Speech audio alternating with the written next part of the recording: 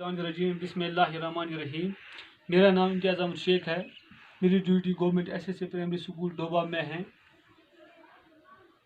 जो कि जून माहौर में पड़ता है। मेरा आज का टॉपिक है क्लास 4th प्राइमरी के लिए, सब्जेक्ट है उर्दू, अनवान है शेखुल आलम रहमतुल्लाहि ताला अलैह। तो चलो बेटो, आज हम अपना सबक स्टार्ट करेंगे। सबसे पहले हम बेटो अपनी किताब की तरफ देखेंगे। जो मैं पढ़ूंगा वो आप भी पढ़ते जाओ बेटो। तो देखो बेटो, मैं पढ़ूंगा पहले। शेखुल आलम रहमतुल्लाहि ताला अलैह का असली नाम नूरदीन था। शेखुल आलम रहमतुल्लाहि ताला का असली नाम नूरदीन था। लोग उन्हें नंद ऋषि, नूरदीन वली, अलमदारी कश्मीर और शेखुल आलम रहमतुल्लाहि अलैह के नामों से पुकारते हैं। आपके आबा व अजदाद कश्तवाड़ के राजा थे, जो बाद में कश्मीर चले आए। सिलर संस इसी राजा खानदान के चश्मे व चराग थे, जो नामवर आलमुद्दीन सैयद हसनैन समनानी के हाथों मुसलमान हुए। बाज़ लोगों का ख्याल है कि सिलर संस यास्मीन ऋषि के हाथों मुसलमान हुए। ईमान लाने के बाद सिलर संस का नाम शेख सालारुद्दीन रखा गया और उनका निकाह सदरा नाम की एक पाकबाज खातून से हुआ। यह खातून सदर मौज के नाम से मशहूर हुई। तो बेटो, शेखुल आलम रहमतुल्लाहि ताला अलैह।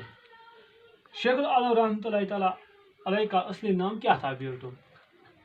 नूरदीन था बेटो। क्या था बेटो? शेखुल आलम रहमतुल्लाहि ताला का असली नाम क्या था? नूरदीन। तो लोग उन्हें किस नाम से पुकारते थे बेटो? लोग उन्हें नंद ऋषि, नूरदीन वली, अलमदारी कश्मीर और शेखुल आलम रहमतुल्लाहि ताला अलैह के नाम से पुकारते थे। यानी कि असली नाम क्या था शेखुल आलम का? नूरदीन। क्या था बेटो? नूरदीन। मगर लोग उन्हें नंद ऋषि, नूरदीन वली, अलमदारी कश्मीर और शेखुल आलम के नाम से पुकारते थे। तो बेटो, शेखुल आलम रहमतुल्लाहि अलैह के आबा व अजदाद कश्तवाड़ के राजा थे। शेखुल आलम रहमतुल्लाहि अलैह के आबा व अजदाद कश्तवाड़ के राजा थे। आबा व अजदाद किससे कहते हैं बेटो? अजदाद हो गया बेटो जद की जमा। जद की जमा बाप दादा, यानी कि बाप का बाप, दादा जिसको हम कहते हैं। अजदाद हो गया बेटो जद की जमा। कश्तवाड़ के राजा थे, जो बाद में कश्मीर चले आए। ये बाद में कहाँ आया था बेटो? कश्मीर। सिलर संस इसी राजा खानदान के चश्मे चराग थे। सिलर संस जो था बेटो, वो इसी खानदान का बेटा था। चश्म वो चराग हो गया बेटो बेटा। किसको कहते हैं बेटो? बेटा को। ये इसी खानदान का चराग था, यानी कि इसी खानदान का बेटा था, जो नामवर आलमुद्दीन सैयद हसनैन समनानी के हाथों मुसलमान हुए थे।